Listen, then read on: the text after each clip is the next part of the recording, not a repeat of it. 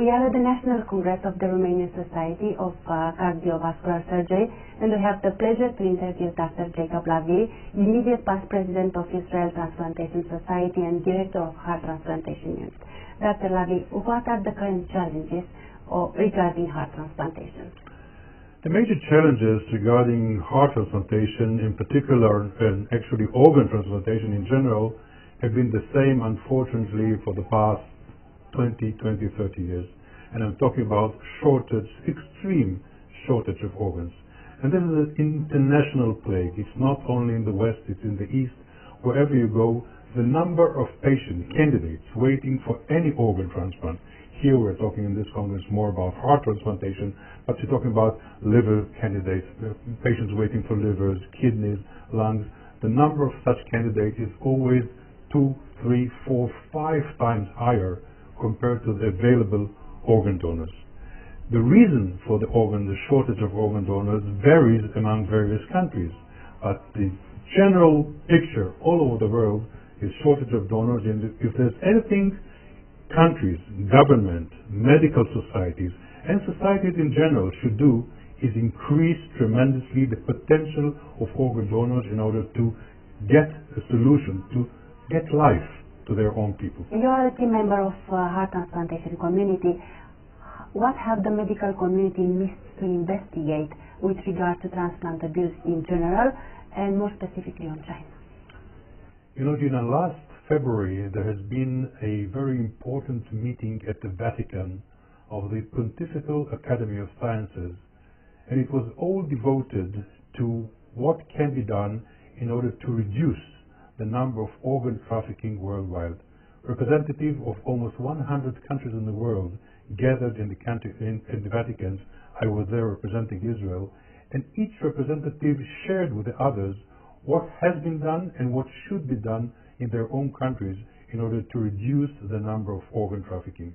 The picture that came out of this meeting in the Vatican was disastrous. The world is full of organ trafficking.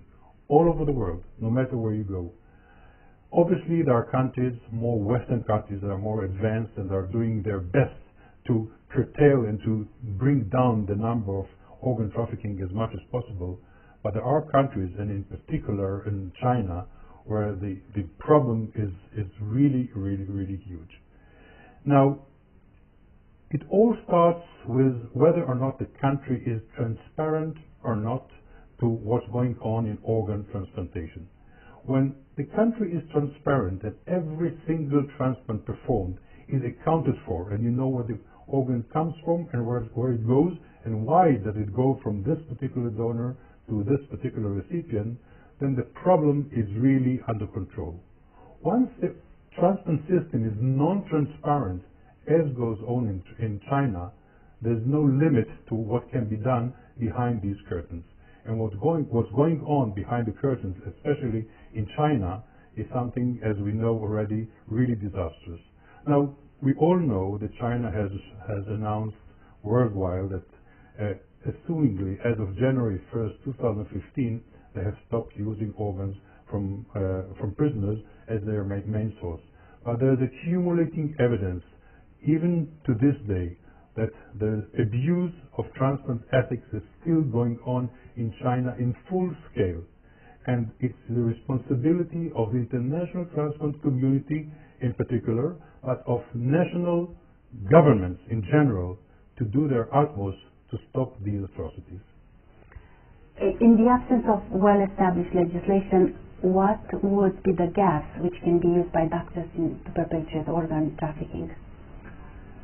The first step should be that every country should make sure that its laws define exactly what does it mean to act unethically in the transplant era. Every country has to define by law what does it mean to be an organ broker, what does it mean to buy an organ, what does it mean to sell an organ, and what should be done by those who breach these definitions. Once these definitions are made by law, the second step is to make sure that law enforcement agency actually act according to the law. Otherwise, the law remains a dead letter and doesn't do anything. I can always bring the example of Israel, where we have adopted the Israeli law back in 2008, but that wasn't the whole story. Our law enforcement agency took the law very seriously, and they are now bringing one chain of organ brokers after the other to court and putting them in jail. So the number of outgoing transplant tourists from Israel to any country in the world where organ trafficking is known to take place has tremendously gone down. I can give you an example of a number. If, let's say, by 2010, more than 150 Israelis were known to go outside from Israel and got kidney abroad, last year the number was only 23. So this is a combination of the law and enforcement of the law by law enforcement agencies. Considering the scale of the trafficking of organs in the world, it is naive to believe that if there are no concrete cases handled by the police in a country, the organ trafficking does not exist in that country. Yes, it's definitely naive to think about it. The only thing, if a country reports that as if there's no organ trafficking cases identified in their own territory, it only means one thing: they were not looking hard enough. As long as there is shortage of organs, as I said in the beginning, there will ever be I can almost say, natural tendency of people to try and do their utmost to find a solution to their problem.